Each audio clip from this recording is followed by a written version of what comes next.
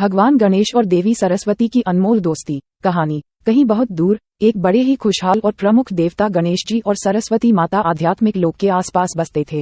गणेश जी ज्ञान के प्रतीक और बुद्धिमानी के भगवान, सरस्वती माता के ज्ञान और कला के स्रोत थे।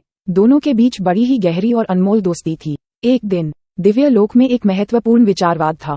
देवता गण विचार कर रहे थे कि कौन अधिक महत्वपूर्ण है, गणेश जी या सरस्वती माता। यह विचारवाद लोगों के बीच मनमुटाव और तनाव का कारण बन गया। इस समय के सबसे बड़े राजा इंद्र के पास जाकर गणेश जी और सरस्वती माता ने अपने दोस्ती की महत्वपूर्ण गुणों के बारे में बताया। गणेश जी ने कहा, मैं ज्ञान का प्रतीक हूँ, जो हर काम में बुद्धिमानी और समझदारी का प्रतीक है। सरस्वती माता ने उत्तर दिया, और मैं कला का प्रतीक हूँ, जो हर काम में सौंदर्य और सृजनात्मकता का प्रतीक है। राजा इंद्र ने दोनों का तारीख दर्ज किया और निर्णय किया कि गणेश जी और सरस्वती माता दोनों ही समान महत्वपूर्ण हैं। इससे गणों के बीच विचारवाद खत्म हुआ और सभी खुश रहने लगे। गणेश जी और सरस्वती माता ने इस घटना के बाद भी एक दूसरे के साथ अपनी गहरी दोस्ती को बनाए रखा। वे साथ में समय बिताते, ज्ञान और कला का प्रशंसकों के साथ साथ लाभान्वित होते। एक दिन देवता गण के बीच एक और महत्वपूर्ण मुद्दा उठा। इस बार वे विचार कर रहे थे कि कौन उनमें सबसे बेहतर है, गणेश जी या सरस्वती माता। यह मुद्दा विचारवाद की ओर बढ़ गया और दोनों के बीच में अपनी बड़ी ही गहरी दोस्ती को दांव में डाल दिया।